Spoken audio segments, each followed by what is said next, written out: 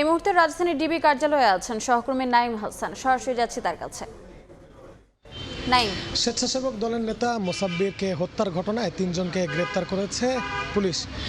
গতকাল মধ্যরাতে মানিকগঞ্জ ও গাজীপুরের বিভিন্ন এলাকায় অভিযান চালিয়ে এই 3 জনকে গ্রেপ্তার করা হয়। এই 3 জনের মধ্যে রয়েছে মূল শুটার জিনাস সহ পরিকল্পনাকারী বিল্লাল ও তাদের একজন সহযোগী।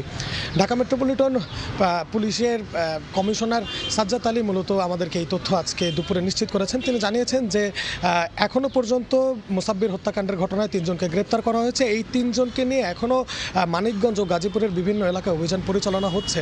এরপরে এছাড়াও তাদের যেই ব্যবহৃত অস্ত্র, সেই অস্ত্র উদ্ধার করে তাদেরকে আগামীকাল সকালে কিংবা আজকে রাতেই ঢাকায় আনা হতে পারে। এরপরে হয়তোবা পুলিশের পক্ষ থেকে আনুষ্ঠানিক ব্রিফিং করা হবে। তবে আমরা যদি একটু জানিয়ে রাখতে চাই যে তদন্ত সংশ্লিষ্ট কর্মকর্তারা কিন্তু আমাদেরকে আগেই জানিয়েছিলেন যে মোসাব্বির হত্যাকাণ্ডের ঘটনায় 4 থেকে 5 জন জড়িত রয়েছে বলে তারা নিশ্চিত করতে পেরেছেন। বিশেষ করে মোসাব্বিরকে যেখানে হত্যা করা হয়েছে, যে তেজগাঁওয়ের যে তেজতুরি এলাকা, সেখানকার যে বিভিন্ন সিসিটিভি ফুটেজ, সেই সিসিটিভি ফুটেজ বিশ্লেষণ করে তারা দেখতে পেয়েছেন যে মোসাব্বিরকে হত্যাকাণ্ডের আগে ওইখানকার যেই মূলত অপরাধীরা ছিলেন তারা ওই এলাকার আশেপাশের বিভিন্ন জায়গায় করে রেখেছিলেন, যেন তারা কিভাবে মোসাব্বিরকে তারা হত্যা করতে পারবেন বা মোসাব্বিরকে টার্গেট করে যে তাদের যে টার্গেট কিলিং মিশন, সেই কিলিং মিশনটি পরিচালনা করে তারা কোন কোন এলাকা দিয়ে বের হয়ে যেতে পারবেন, তারা কিন্তু সেটি আগে থেকেই পরিকল্পনা করে রেখেছেন। সেই পরিকল্পনা বাস্তবায়ন কিন্তু তারা করেছিলেন মূলত যেদিন রাতে মোসাব্বিরকে হত্যা করা হয়। এরপরে আমরা দেখেছি যে তেজগাঁও থানায় কিন্তু মোসাব্বিরের স্ত্রী 4 থেকে 5 জনকে অজ্ঞাতনামা আসামি করে একটি মামলা দায়ের করেছেন। সেই মামলার